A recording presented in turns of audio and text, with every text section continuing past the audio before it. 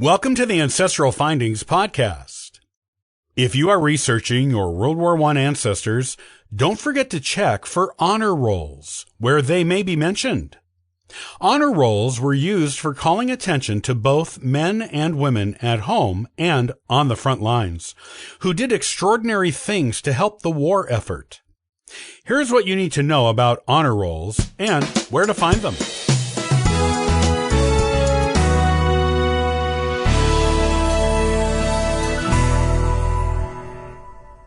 World War I ended 100 years ago. On the 1-century anniversary of the Great War, as it was called at the time, it is the perfect time to research the lives of your ancestors who fought in it. Maybe you knew one or more World War I ancestors personally, or maybe you just heard about them from other family members. Either way, their military service during the First War to involve the entire world should be of interest to you as a genealogist. And World War I service is about more than just what unit they served in, what battles they fought in, and their military, medical, and pension records. There is also something called honor rolls that you can use in your World War I research. Here is what you need to know about them and how they can give you details about your ancestors' World War I service that you will not find anywhere else. Honor rolls are not just something that children can achieve with good grades in school. They were also used to distinguish those who assisted the war effort in some significant way during World War I. Even non-soldiers can be on them, such as women and non-serving men, and even children who did something distinguished on the home front to help the war effort. You will find people on honor rolls for World War I who did things like worked in factories, conserved food, knitted for the troops, and kept morale up in their home communities while the soldiers were away. You will find World War I honor rolls in several different formats, such as newspaper articles, commemorative plaques, and even books about the war, especially ones on local history and the war. The use of honor rolls for World War I started soon after the war was over, when a countrywide effort to honor those who distinguished themselves had strong support from just about everyone, as almost everyone in the United States had been affected by the war in some way. Originally, it started by individuals or groups sending letters to returning soldiers or the families of deceased ones that told of their distinguished service from the point of view of someone who had witnessed it personally. Eventually, these individual letters found their way into local newspapers, and then those newspapers began seeking out stories of those who distinguished themselves in battle or on the home front during the war. When the stories became too numerous to print individually, they turned into lists or rolls of the names of the distinguished individuals and what they did to serve their country or community.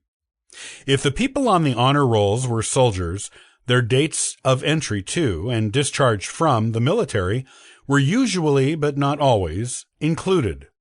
These were the first World War I honor rolls.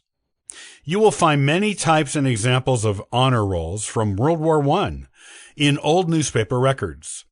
Using any of the paid newspaper membership sites and free ones, you will discover honor rolls that can give you truly personal details of what your World War I ancestor did to serve his or her country. Sometimes a picture of the individual is even included on the published roll. Photographs were especially likely to be used if the individual being honored died in service or prior to deployment. Since these are war records, most of the names you will encounter on honor rolls will be men, but not always. There were female nurses and switchboard operators who served with the rank of soldiers during World War I and were sometimes deployed with the men. There are a variety of ways in which you may find honor rolls. Some of them were category honor rolls, such as honoring those who served who graduated from a particular high school or university, who worked at a particular company, or who lived on a particular block or street. Other times, the honor rolls will simply list people from the community who served in alphabetical order, or in the order in which their information was received by the newspaper, if it was publishing honor rolls on a regular or semi-regular basis.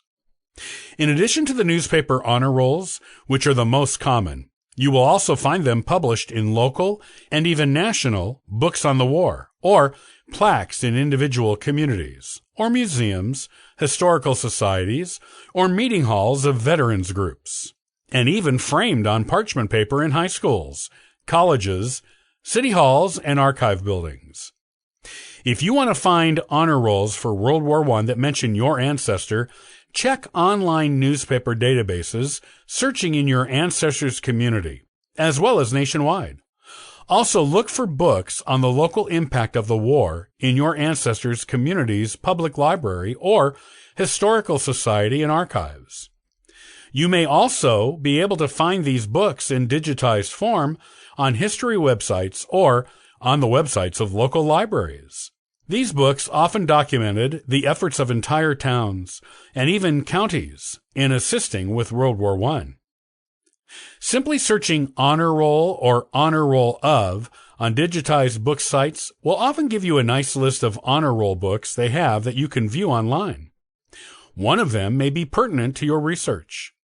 You can also search the public libraries and archives of your ancestors' community or county for these books, or their websites, to see if they have digitized the books and made them available online. Or if you are in your ancestors' community, you can simply wander into the local public library or archives historical society and look for any printed, framed honor rolls or plaques they may have in their keeping. You can also ask where any honor roll plaques may be placed in the community, as the people who work at these places will be able to tell you. Remember, these are valuable resources that will give you information on men and women in your family who did extraordinary things for the World War I effort at home and abroad.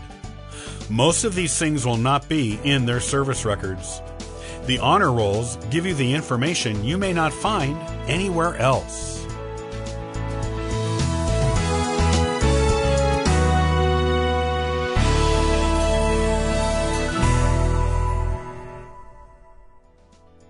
Thanks for listening to the Ancestral Findings Podcast. For free resources to help you in your genealogy research, you can visit ancestralfindings.com. Happy searching!